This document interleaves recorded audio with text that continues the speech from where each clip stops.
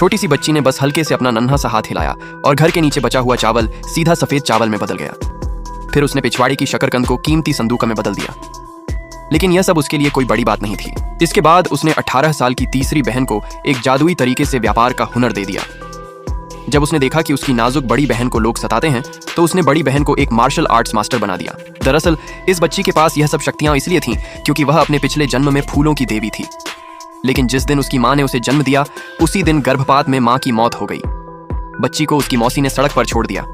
सौभाग्य से झो परिवार का आदमी वहां से गुजर रहा था और उसने बच्ची को उठा लिया। झो परिवार बहुत गरीब था। बच्ची को घर ले जाना और पालना उनके लिए आसान नहीं था। वह आदमी बच्ची को छोड़ देने ही वाला था कि तभी बच्ची जोर जोर से रोने लगी। उसे लगा कि यह भी एक बेबस और बदकिस्मत जान है, इसलिए आखिरकार वह उसे घर ले आया। जब जो की मां ने बच्चे को देखा तो वह बेबस हो गई क्योंकि घर में चावल खत्म होने वाले थे।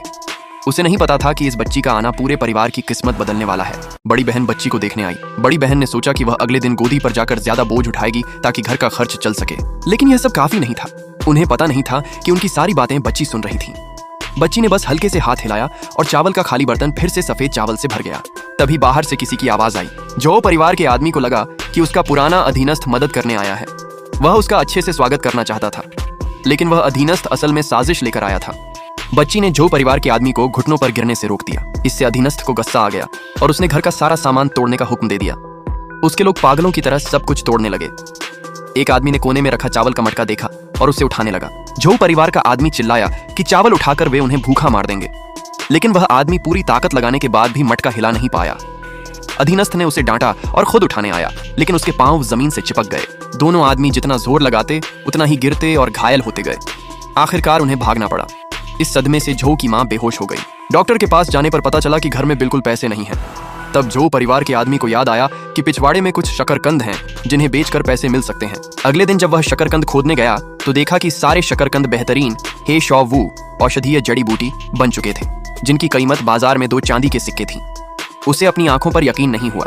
बड़ी बहन ने कहा कि वह तीसरी बहन के साथ बाजार जाकर इन्हें बेचेगी ताकि मां का इलाज हो सके। लेकिन बाजार जाते समय बच्ची रोने लगी, इसीलिए उसे भी साथ ले गए। बाजार में वांग शेन नाम का आदमी, जो खुद हे शॉ वू बेचता था, उन्हें डराने लगा और बोला कि कब्रिस्तान की चीजें बेच रहे हो। फिर उसने जो परिवार की सीधी सादी तीसरी बहन को धक्का दे दिया। बच्ची से यह सहन नहीं हुआ। उसने तीसरी बहन की बीमारी तुरंत ठीक कर दी। फिर उसने चतुराई से हे शॉ वू बेचना शुरू किया और ग्राहकों को अपनी तरफ खींच लिया। उसकी समझदारी से सारा माल पल भर में बिक गया और उन्हें 80 चांदी के सिक्के मिले। तभी बाई परिवार का जवान मालिक सामने आ गया। उसने बदतमीजी शुरू कर दी और बहनों को तंग करने लगा। अब बच्ची ने फैसला किया कि अगर उसने कुछ नहीं किया तो उसकी बहनें बुरी तरह सताई जाएंगी।